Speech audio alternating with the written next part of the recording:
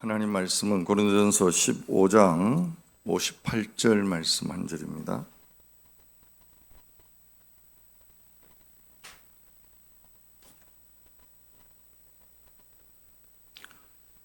고린도전서 15장 58절 한 절 같이 읽겠습니다. 다 같이 읽습니다. 그러므로 내 사랑하는 형제들아 견실하며 흔들리지 말고 항상 주의 일에 더욱 힘쓰는 자들이 되라. 이는 너희의 수고가 주 안에서 헛되지 않은 줄 알미라. 아멘. 할렐루야. 우리 서로 돌아보면서 한번 인사합시다. 샬롬. 먼저 주의 평안을 이야기하시고 한 번 더 인사할까요? 하나님은 우리의 기도를 들으십니다. 하나님은 우리의 기도에 이미 예비하신 은혜가 있는 줄 믿습니다. 못 따라하겠죠? 네, 아멘 하면 됩니다. 이제 기도학교가 한 주 남았고 이틀 더 남은 것 같아요. 하나님이 하실 일을 보기를 원하고 하나님이 하시는 증거들이 교회 속에 날마다 더 드러나기를 기대하겠습니다. 지난주 부활절 설교하면서 45절 말씀 한번 보십시오. 기록된 바 첫사람 아담은 뭐가 되었다고요? 생령이 되었다 함과 같이 마지막 아담은 어떤 영? 살려주는 영이 되었나니. 저는 한 주간 살려주는 영이 됐다라는 의미들을 계속적으로 묵상하게 되었습니다. 첫사람 아담이 생령, 살아있는 혼, 어떤 존재론적인 어떤 이야기입니다. 그런데 마지막 아담은 살려주는 영으로 우리에게 오셨다. 다시 부활하셨다. 여러분, 이 단어 속에 담겨진 의미는 생령, 그러면 그 코에 생기를 불어넣으시니 그냥 살아있는 존재, 이런 의미예요. 그런데 그리스도께서 부활하심으로 말미암아 살아있는 영, 그러면 이 단어 속에 담겨진 가장 강력한 의미는 뭐냐면 움직인다라는 것입니다. 움직이는 인격. 그래서 가는 곳곳마다 생명이 일어나고 가는 곳곳마다 사랑의 열매들이 맺혀지는 그런 은혜.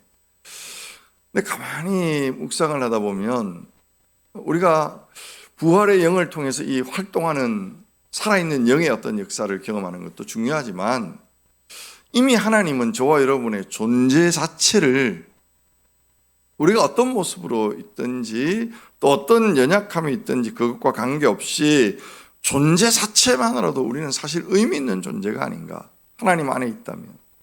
왜요?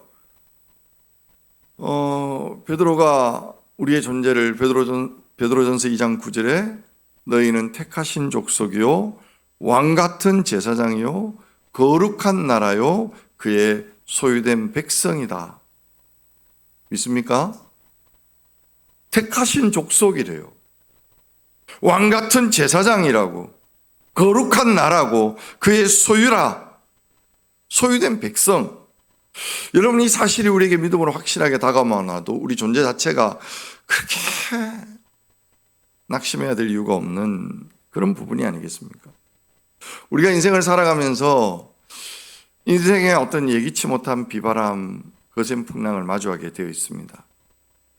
어떤 사람들은 그 풍랑 앞에서 속절없이 무너지는 사람이 있는가 하면 또 어떤 사람은 담대하게 그것을 견뎌내고 승리하는 사람도 분명 있다.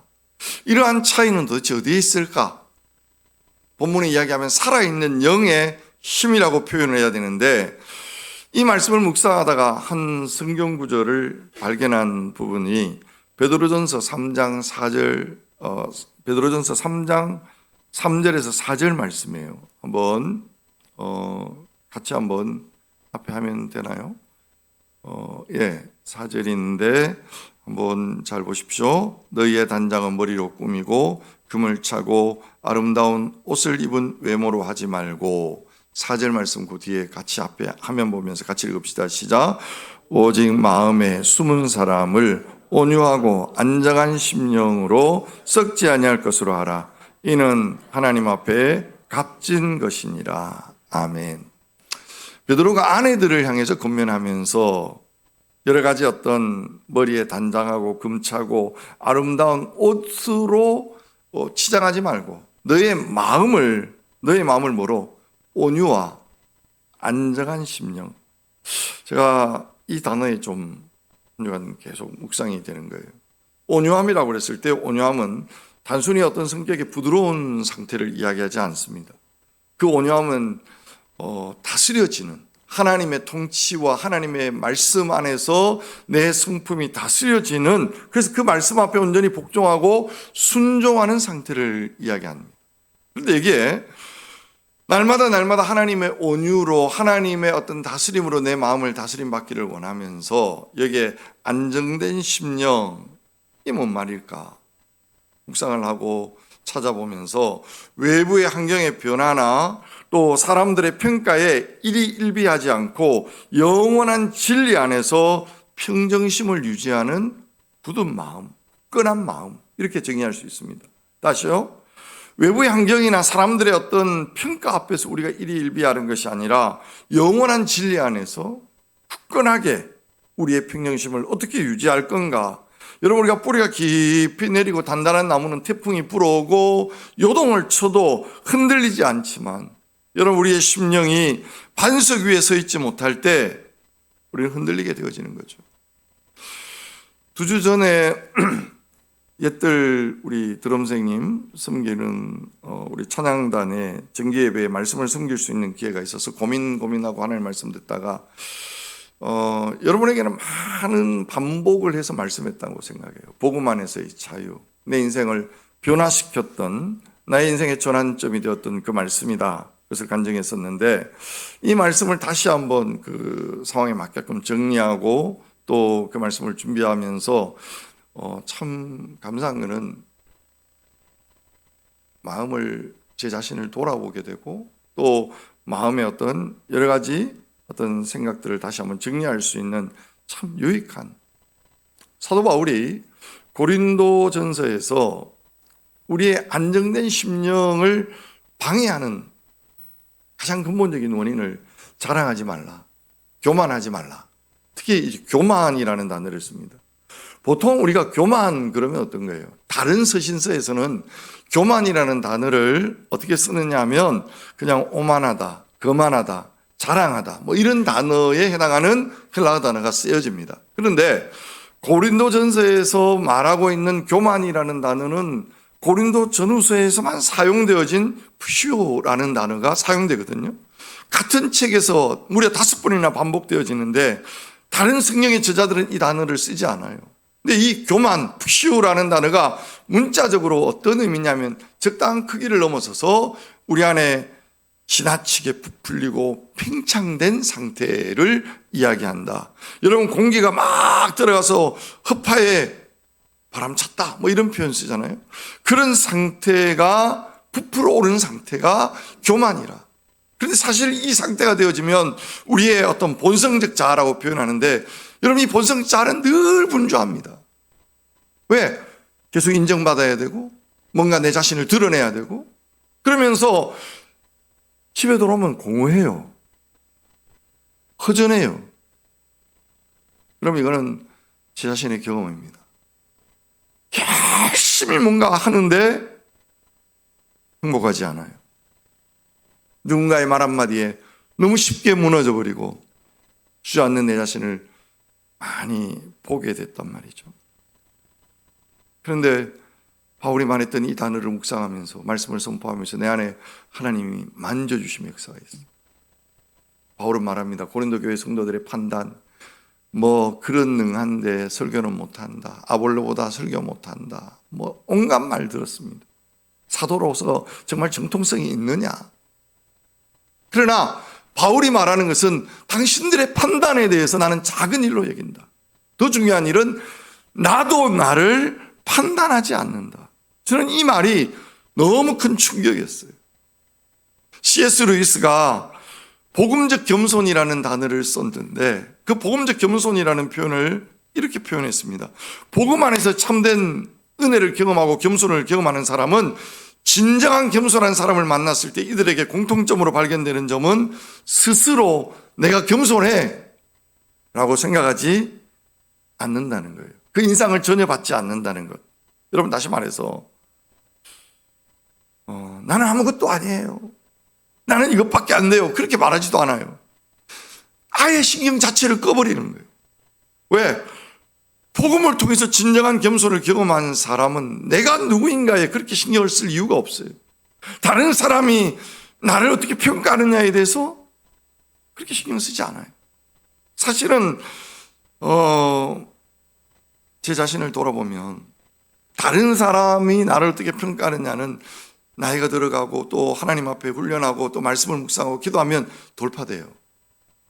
그런데 정말 어려운 게 뭐냐 하면 내 자신에 대한 나의 부정적인 평가가 주어질 때 못 견딥니다. 네가 그렇지 뭐, 네가 뭔데,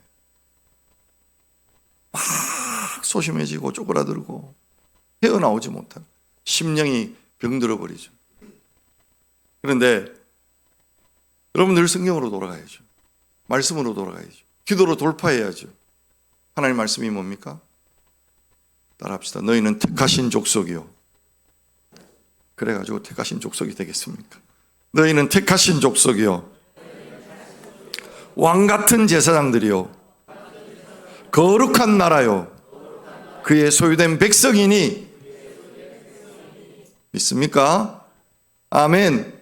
여러분 마음에 여러분 스스로 내가 그렇지 뭐, 이런 마음이 들어올 때마다 말씀을 선포하세요. 하나님이 나를 기쁨을 이기지 못하시며 바라보고 말씀하여 너희는 택하신 족속이요, 왕같은 제사장이요, 거룩한 나라요, 택하신 하나님의 백성이야. 아멘. 할렐루야. 선포하는 순간 우리 안에 마음속에 이 결단이라고 하는 게요, 막 소리친다고 되는 게 아니라 생각이 한순간 딱 변하면 제 안에 이 복음적인 어떤 자유가 누려질 때 딱 이 경험을 했어요.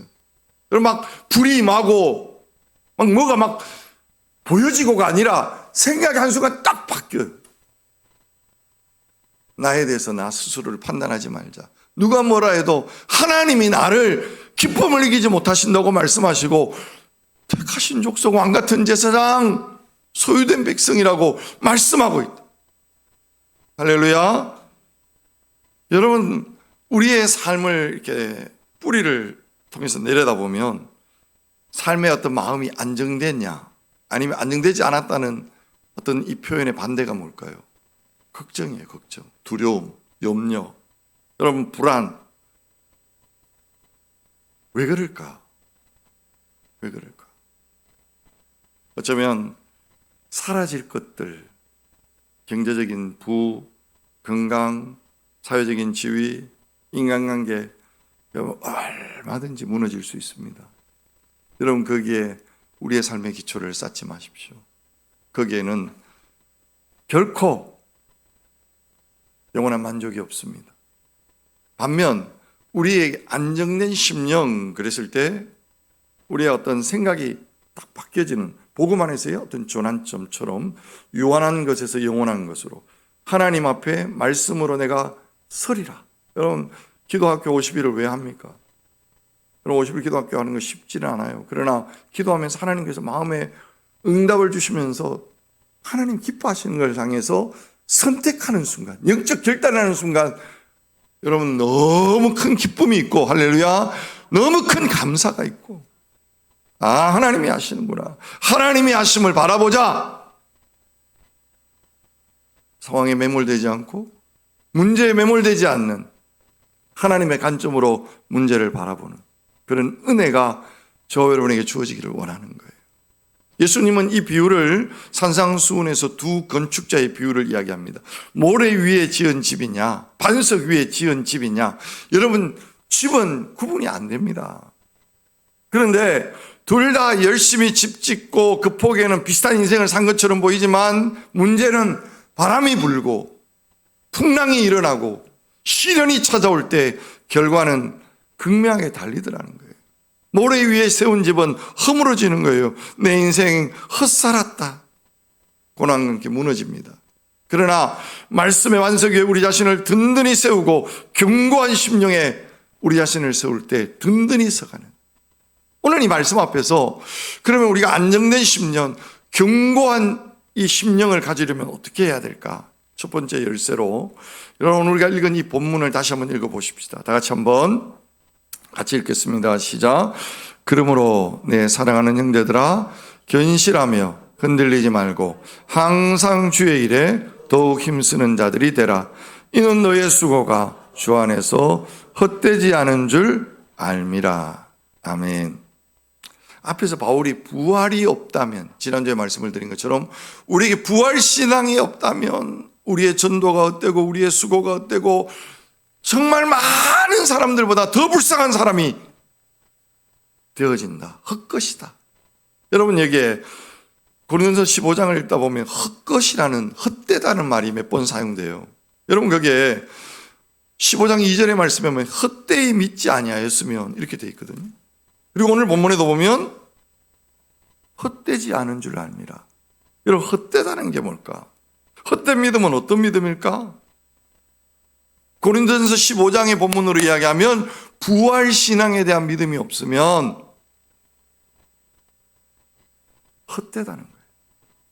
여러분, 헛된 믿음을 가질 수 있다는 거예요. 2절에서 이야기하는 헛되이 믿지 아니하였으면 그로 말미암아 뭐를 얻어요? 구원을 얻게 된다. 그런데 다른 말로 바꿔서 이야기하면 헛되게 믿으면 구원 위에, 구원의 반석 위에 서지 못할 수 있다, 이런 말 아니겠습니까? 여기에 헛되다라는 히브리어를 이야기하면 헤벨이라는 단어입니다. 여러분, 이 단어를 누가 제일 많이 썼을까요? 솔로몬입니다. 전도서에서.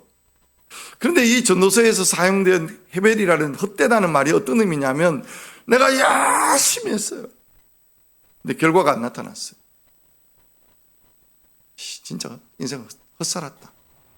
여러분, 이건 여기에 사용되는 단어가 아닙니다. 여러분, 솔로몬은 얻고자 하는 부를 얻었고 명예도 얻었고 힘도 얻었고 나라도 얻었고 얻을 수 있는 이 세상의 모든 걸 다 누려봤어요. 최정상에 섰어요. 그런데 최정상에 서서 이거다 싶었는데 아닌 거예요. 그때 여러분 막 노력해서 결과가 없어요. 그게 헛되다라고 말하는 이 헛됨과 이게 정말 막 최선이고 막 이게 나 막 정말 누리고 싶은 거 모든 걸 누리면서 최정상에 섰는데 그동안 누려왔던 모든 것들이 아무것도 아닌 거예요. 어느 게 더 허무할까요? 여러분, 그래도 가져보고 허무했으면 좋겠다. 그래 생각하세요? 솔로몬의 지혜를 받으시기를 바랍니다.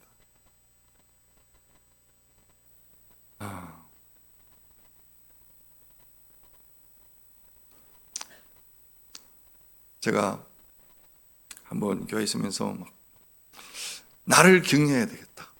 그래서 오늘은 고기 반찬을 만들어 먹어야지. 그래서 이제 막 고기 반찬 만들고 내가 좋아하는 봄에 그 냉이 쑥국도 만들고 딱 상을 차리고 밥을 먹으려고 딱 밥솥을 열었는데 스위치를 안 누른 거예요. 요즘 햇반이 있어서 쉽게 해결될 수도 있지만 그때 찾아오는 허무함, 여기에 비유를 들어서 좀 그런가요? 여러분, 지금 우리가 우선순위를 어디에 두고 살아갑니까? 내가 집중하고 있는 삶의 이유가 뭡니까?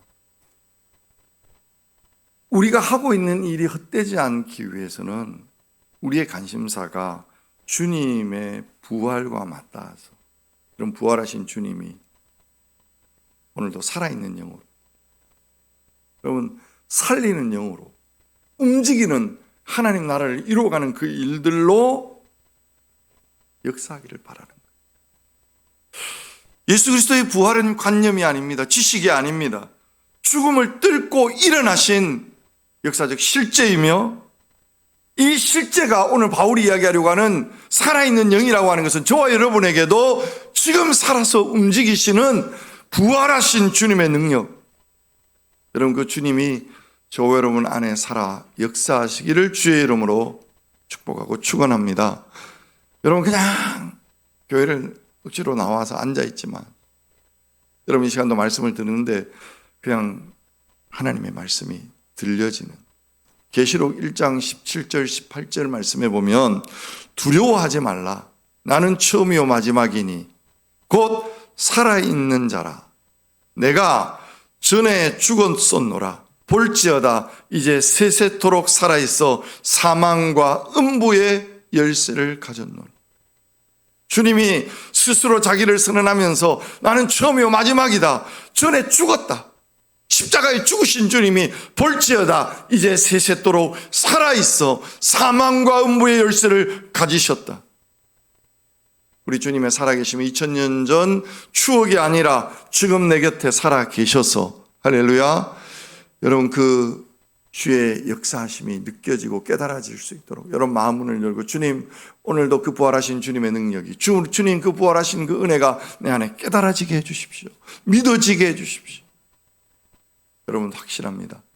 여러분이 경험해보지 못했던 하나님의 기쁨, 하나님의 주신 은혜 그러면서 영적 고도가 그냥 막 높아지는 거예요. 평정심이 유지되는 거예요. 안정된 심령 여러분이 갖기를 주님의 이름으로 축복합니다. 두 번째 열쇠는 은혜를 신뢰하는 것입니다. 우리의 수고가 헛되지 않기 위해서는 하나님의 은혜에 의지해야 돼요. 고린도전서 15장 9절 10절 앞에 돌아가셔서 한번 눈으로 보십시오. 바울이 자기를 이렇게 이야기합니다. 나는 사도 중에 가장 작은 자라. 나는 하나님의 교회를 박해하였으므로 사도라 칭함받기를 감당하지 못할 자니라. 그러나 내가 나 된 것은 뭐로 됐어요? 하나님의 은혜로 된 것이니 내게 주신 그의 은혜가 헛되지 아니하여 내가 모든 사도보다 더 많이 수고하였으나 내가 한 것이 아니요 오직 나와 함께 하신 하나님의 뭐라? 은혜로다. 바울은 말합니다. 내가 모든 사도보다 더 많이 수고했다. 말씀을 드렸죠.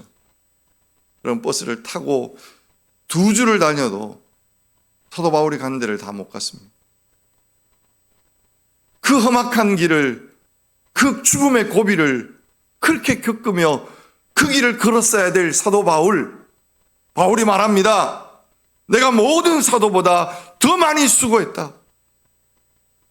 나 하나도 아니요 내가 한 것이 아니요 나 된 것은 하나님의 은혜다. 여러분 확실합니다. 바울이 자기 열심으로 자기 능력으로 갔으면 결코 갈 수 없는 길. 하나님의 은혜에 붙들림 바 되어지고 성령에 매인 바 되어졌어. 우리 PPT를 만들다 보니까 안 나왔는데 한 군데 좀 찾아보십시다. 고린도전서 지나서 고린도후서 지나서 빌립보서 에베소서 빌립보서 골로새서 1장 29절 이건 다 찾으시면 좋겠습니다. 줄쳐 놓으시면 좋겠는데 다 같이 한번 읽어보겠습니다. 다 같이 한번 찾으셨죠? 324페이지 제가 가진 성경입니다. 같이 한번 골로새서 1장 29절 같이 한번 읽습니다. 시작. 이를 위하여 나도 내 속에서 능력으로 역사하시는 이의 역사를 따라 힘을 다하여 수고하노라. 사도 바울이 여러분 이 서신을 가만히 읽어 내려가다 보면 여러분 우리 인생이 거저 얻어지는 거 아니에요. 힘을 다해서 수고해야 돼요. 하나님이 우리에게 아무리 은혜 주고 싶어도 여러분 감나무에 감 떨어지기를 기다리고 있으면 하나님 은혜 주시겠지. 그렇게 막연하게 기다리는 사람하고 은혜를 사모하고 날마다 기도로 돌파하기를 원하고 50일 동안 기도하기를 힘쓰는 그 사람들에게 여러분 은혜 받는 차원이 다르지 않습니까? 왜 힘써서 수고하고 힘써서 기도하고 수고해야 합니다. 그런데 그 수고가 내 수고, 내 야망, 내 욕심 그렇게 되지 않기를 사모하십시오. 성령이 내 안에 능력으로 역사하시는 그 능력 따라서 여러분 우리가 주체가 되면 내 자신이 주체가 되면 얼마든지 우리가 결과가 조금만 나쁘면 실망하고 또 결과가 너무 좋으면 너무 교만해지고, 그러나 여러분, 은혜를 따라서 우리가 뭔가를 하면 결과에 상관없이 마음의 평정을 유지하는 법을 배우게 되는 거예요.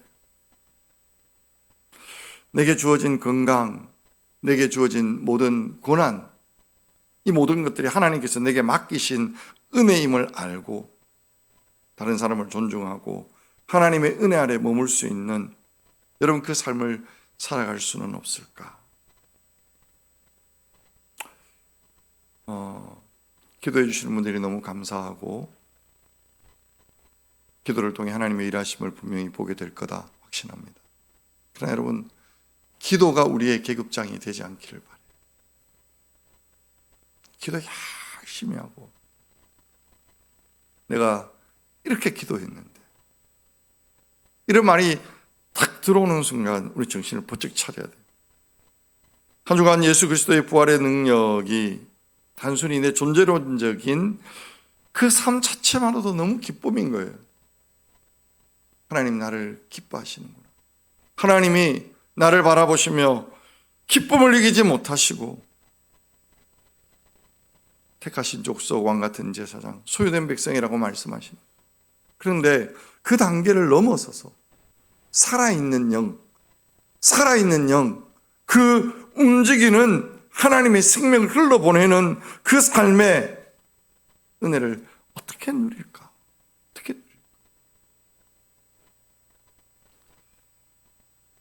내가 주체가 되는 순간들, 내 안에 여러분 허파의 바람이 싹 들어오는 순간들, 요즘 이런 게 자꾸 보여요. 다시 말해서 내가 교만의 영이 역사할 때가 한두 번이 아닙니다. 여행을 하면서도 농촌교회 섬기시는 목사님, 또 도시교회, 개척교회를 섬기시는 목사님, 어떻게 보면 잘 교제가 안 되거든요. 이번 여행하면서 그래도 가신 분들이 참 많이 교제를 하게 되고, 제가 노예에 오래 있었지만 이번에 처음 교제했던 이종규 목사님이라고, 너무 재미있으시고 너무 웃기시고, 나중에 지금 말고 전자레인지 사건을 이야기하시면 여러분들이 기절할 건데 이야기해드릴까요? 하여튼 너무너무 행복하게 뭔가를 막 하시더라고요. 아침마다 일어나서 막 일정표, 막 사진 막 이렇게 적으시면서. 그래서 이야기하면서 제 안에 교만이 있다는 걸 발견했어요. 무슨 이야기냐면, 나도 모르게 어려운 교회, 힘든 교회 섬기시는 분들 보면 나는 좀 된 것처럼, 이게 아니고 내 안에 뭐가 있냐면 자꾸 이렇게 뭔가, 서열이 높아요. 서열 5번이에요. 그러니까 나도 모르게, 지금 요 교만에 탁 차는 거 보이죠?